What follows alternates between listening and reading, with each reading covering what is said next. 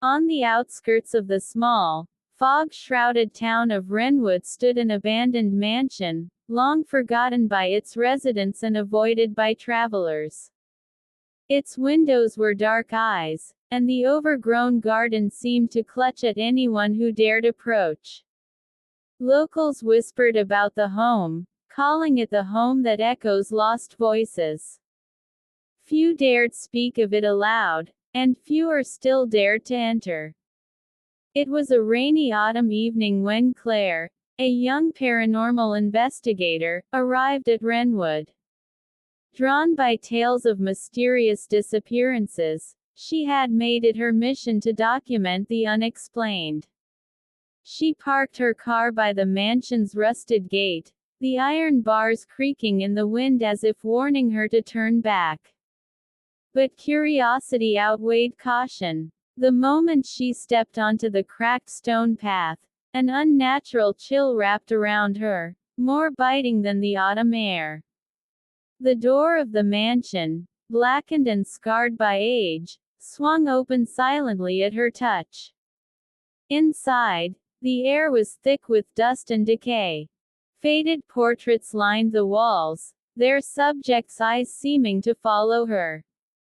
The silence was almost deafening, until a faint whisper stirred the shadows. "Help me!" Claire froze. The voice was barely audible, as though it had traveled from another world. She pulled out her recorder, heart racing. "Hello? Who's there?" No answer, just a soft echo. "Help me," repeating, layered over itself as if hundreds of voices spoke at once. With trembling hands, Claire lit her flashlight and explored the mansion. Each room was a capsule of the past. Children's toys scattered on the floor, a dining table set as though a meal had just ended, and a grand staircase leading to darkness above. The whispers grew louder, more urgent, pulling her toward the upper floor. In the master bedroom, she found a mirror, its surface cloudy with dust. As she wiped it clean, her reflection shimmered, and for a fleeting moment, she saw a woman in Victorian attire behind her. When she turned, no one was there. Then the voices escalated. They weren't whispering anymore. They were crying, laughing, shouting. Every sound was layered in pain and fear. It was impossible to tell how many people were speaking, or where the voices came from. Claire backed into a corner, realizing the house itself seemed alive, feeding on the memories of those who had died within its walls. A diary lay on the bed. Its pages were yellowed, brittle, filled with a frantic scrawl. "They take them one by one. We hear the voices, but no one listens. The walls remember.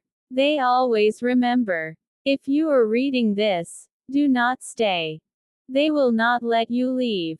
A sudden slam of a door downstairs made her jump. The whispers had turned into screams. Shadows flickered across the walls, twisting and writhing like living things. Claire grabbed her camera, filming every movement, determined to capture evidence even as terror clawed at her mind. Descending the staircase, she noticed a pattern. The voices were coming from the walls themselves. Each step closer brought clarity. The house contained the spirits of those who had vanished in Wrenwood over the decades. Their voices weren't just echoes. They were trapped memories, unable to move on. In the living room, a grand piano played a single, haunting note on its own. Claire stepped closer, each key pressing down as if invisible hands were demanding her attention. She felt a cold breath on her neck. Whirling around, she saw a figure crouched in the corner, its eyes hollow voids. "Leave," it whispered. Claire's hands shook, but she asked, "Who are you? What happened here?" The figure pointed to the walls, then vanished. As she turned, the walls pulsed like they were breathing. Then she saw it. Hundreds of faces, pressed against the wallpaper, silent mouths screaming silently. The house was alive with grief, each wall a tomb for the lost voices. She ran to the front door, but it wouldn't budge. The house seemed to stretch, corridors elongating, stairs leading to nowhere. The whispers became a storm, a deafening chorus of agony. Claire realized the house was feeding on fear, on attention, trapping anyone who entered so it could grow stronger. She remembered the diary. They will not let you leave. Panic surged, but instinct pushed her forward. She grabbed a candlestick and smashed a window. Glass shattered, and a cold wind ripped through the room. The screams intensified, a crescendo of rage and despair. Claire climbed out of the window into the storm, the house shaking violently as if enraged by her escape. Behind her, the mansion seemed to sigh, settling back into its eerie silence. But as she ran back toward her car, she could still hear it, the faint, almost playful whispers following her. Come back. Once safely on the road, she glanced in the rearview mirror. The mansion stood intact, dark and silent, but she knew the truth. It was patient.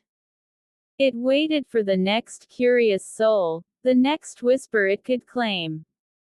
And somewhere in the depths of its walls, hundreds of lost voices waited, echoing the pain of their eternal imprisonment. That night, in her hotel room, Claire replayed her footage. The audio was clear now. Distinct voices, pleading, crying, screaming in a mix of languages, times, and ages. Her hands shook as she listened. Then, at the very end of the recording, a single, chilling whisper spoke directly to her. You belong here too. Claire never returned to Wrenwood. But those who listened to her recording online reported hearing strange whispers in the dead of night. Some claimed the voices were calling their names.